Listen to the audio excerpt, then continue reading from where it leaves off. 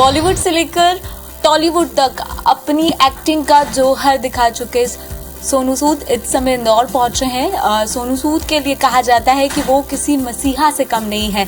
इसकी वानगी हमने कोविड काल के दौरान निश्चित तौर पर देखी थी। इंदौर पहुंचे हैं, देश का सबसे स्वच्छ शहर। खास बात यह है कि उन्होंने महाकालेश्वर के दर्शन भी किए। सबसे पहले उसी पे रिएक्शन लेते हैं, कैसा रहा एक्सपीरियंस, क्योंकि कहा जाता है कालों के काल है बाबा महाकाल। क्या प्रार्थना की है आपने? बहुत कमाल के दर्शन थे। बड़े समय से मैं सोच रहा था आने का, लेकिन बुलावा अब आया और जब आज सुबह दर्शन हुए तो लगा कि दुनिया अलग है वहाँ पर। दुआ मांगी कि सब का बेहतर हो, सब लोग जो तकलीफ़ों से गुजरे कोरोना के दौरान वापस अपनी जो ज़िंदगी है उसकी लगाम को कस के वापस पकड़ पाए, और मुझे इतनी शक्ति दे कि जो मैंने बीड़ा उठाया है लोगों के साथ जुड़ने का, उसमें और जुड़ पाऊँ। कई चीज़ें करनी है लोगों के लिए, वो सब महाकाल से दुआ की है और जल्द मैं वापस भी आऊँगा। और मेरी बड़ी इच्छा है कि वहाँ पे भी मैं कुछ करूँ जहाँ पर महाकाल है, ताकि लोग इतनी दुनिया आती है वहाँ पर तो उनके साथ जुड़ा रहूँ मैं किसी तरीके से। हमने देखा BF7 अगेन आ गया है, बहुत ज़्यादा बाहरी देशों में बहुत ज़्यादा चिंता का विषय है। भारत को लेकर भी गवर्नमेंट अलर्ट मोड पर है।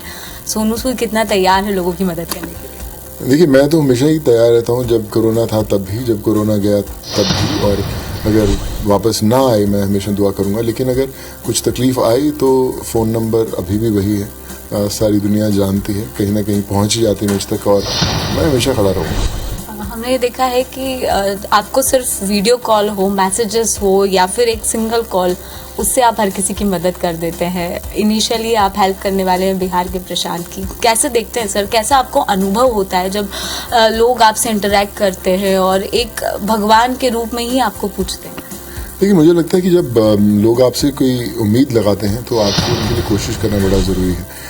आज भी जब मैं महाकाल गया वहाँ पे भी कुछ लोग मिले, कुछ बच्चे मिले जिनकी सर्जरी होनी बाकी थी।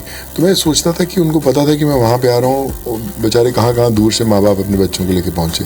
तो ये एक उम्मीद की जो किरण है उसको तभी जलती रह सकती जब हम उनके लिए कोशिश करते रहे।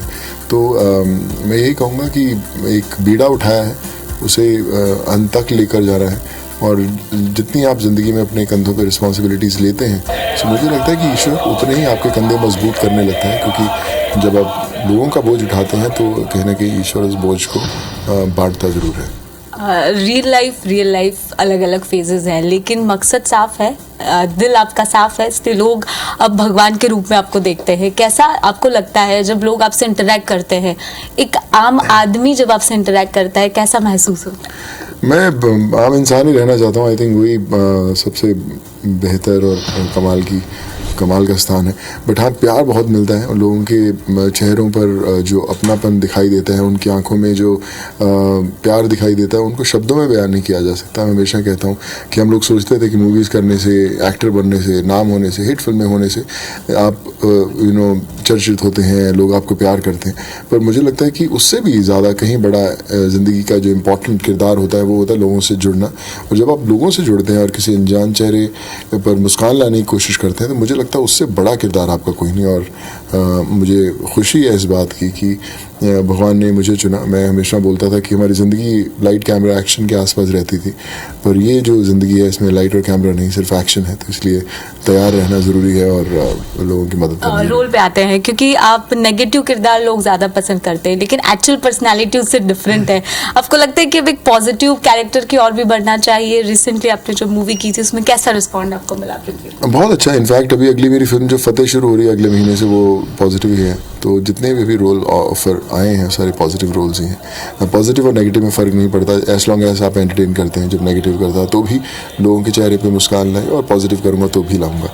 तो एज लॉन्ग एज जब तक आप अपने किरदार के साथ जस्टिस करते हैं, मेहनत करते हैं, लोगों को पसंद आएगा। बट हाँ, आने वाली जितनी फिल्में हैं उसमें सब में पॉजिटिव रोल्स हैं। ये भी देखा जाता है कि बहुत ज़्यादा जब पॉपुलैरिटी बढ़ जाती है तो बॉलीवुड कहीं ना कहीं कनेक्टेड रहता है पॉलिटिक्स से।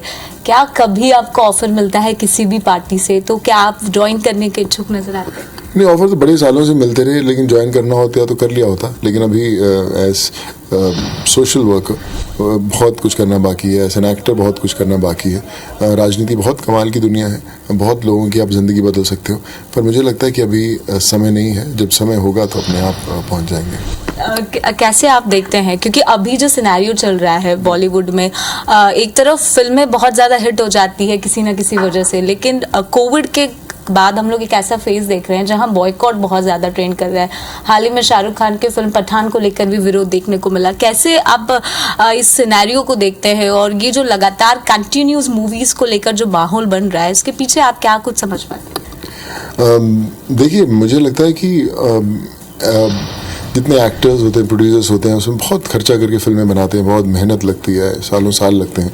तो जो उनकी जो सोच रहती है हमेशा लोगों को एंटरटेन करने की रहती है, लेकिन फिर भी कई बार कुछ अगर लोगों की तरीके से अपना वो बयान करते हैं, उनकी जो भी प्रॉब्लम्स हो, सो मुझे लगता है कि कई बार थोड़ा सा हार्श हो जाता है। बट फिर भी एज एक्टर्स आपके कंधे पे बहुत रिस्पॉन्सिबिलिटीज़ रहती हैं।